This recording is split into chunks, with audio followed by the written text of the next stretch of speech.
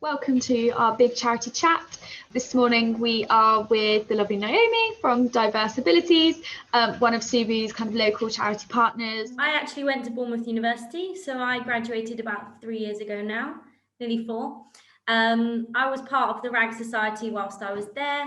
Did you think that did directly have an impact on you getting your job there? I pretty much went to university with the mindset I was not going to say no to anything. So I studied in China for a month. I did fundraising, I did volunteering, I did everything kind of extracurricular that you can do. Did hockey, I did all sorts.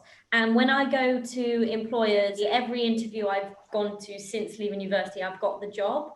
Wow. And that's something incredible. But everything that they've said in my feedback was that it was due to everything I've done outside university. Just your studies, yeah. Having a degree now isn't enough, really. A lot of people have got degrees, have got good grades in degrees, and it's what you've done outside of that that really builds a picture of who you are. So I did East African playgrounds. So we went out to Africa and we built a playground. I did some local volunteering around the Dorset area.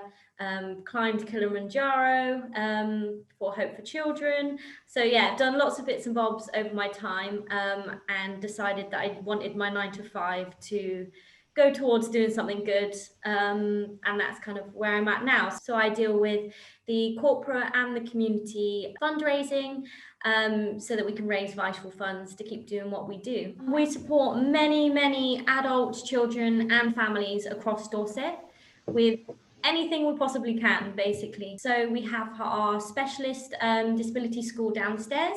It's really nice that we've got our office just above the school, actually. But we've got 28 students, all with profound and complex disabilities. And one of the beautiful things that we can provide for them is having everything under one roof. So instead of taking the children off to the physio, to the doctors, to the hospital, back to school, which just really interrupts all of their school time, we've got nurses and physios and everything all on site so they can have constant care and support whilst they're here. We've got our hydrotherapy pool. We've got a trampoline, which they absolutely love. They love the vibrations. It's really good for their muscle tone as well. We've got a sensory room. That's sort of downstairs. We've got our respite centre, which provides very much needed care to help carers. We've got a daycare and holiday sort of activities for the whole family, so that includes the siblings as well. And then adults, we have our 24/7 bungalow living, so supported living. So we help them live the most independent life that they can, which is amazing. We actually have some of them pre-COVID used to come into the office and do shredding and really get involved with what we do. And we also have our Beehive Daycare Centre, where obviously before all of this, they could go and spend time together. They did a little cafe every Wednesday, cooking and stuff. So it's just keeping them together and enjoying themselves and safe and supported as much as we can. We also provide a lot of legal support as well. So when, for example, a child with disability turns a certain age, they have a lot of problems with power attorney, and also those with disability struggle to fill out forms. They've struggled to fill out all of the, someone with ADHD would struggle a lot to fill out and do all this financial information. So we help support them in all that kind of way as well. What would your normal kind of volunteering opportunities look like for students that wanted to get involved with you? Normally we have our community engagement, so through our events, and through our community initiatives. So basically, for example, this year we've got a Christmas tree recycling campaign, and that's still going ahead. So normally students are at home during Christmas time, but it's in early January, and we go around and we collect up Christmas trees from households, and they donate £10 to us, and we recycle it eco-friendly. In a friendly way, and that normally does really well for us. So that's just an example of how you could help us jump in the vans, pick up the trees, and that's literally a deal breaker campaign for us, especially now because we can't do events. That's something that we can still continue to do.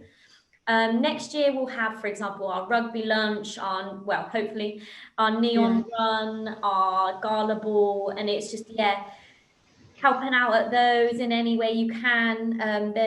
There's there's all different kind of roles at different events, so that's great. I guess becoming sort of an ambassador for us and what we do, and helping us shout about it, really. So on campus, online, sharing what we do with people, doing something yourself. So if there's any ideas that you want to do to fundraise that I can support you with, we can see how we can make it work. We also are starting this a campaign sort of thing called micro volunteering.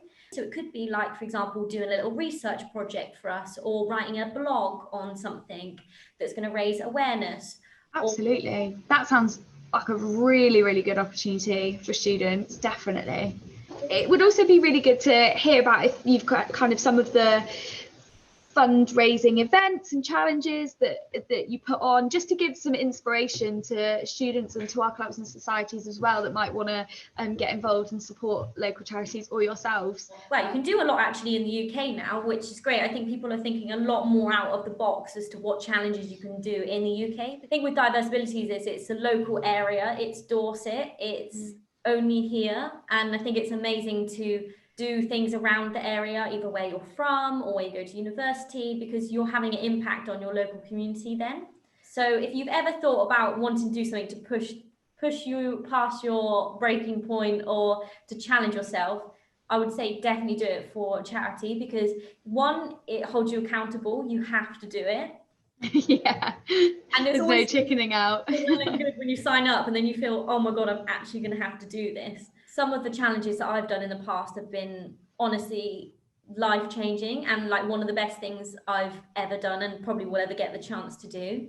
And the fact that I've done those and raised money for charities as well, it just has a really warm place in my heart. If you were thinking about doing a sort of challenge, just get in touch with me, and we can see what we can organise, really.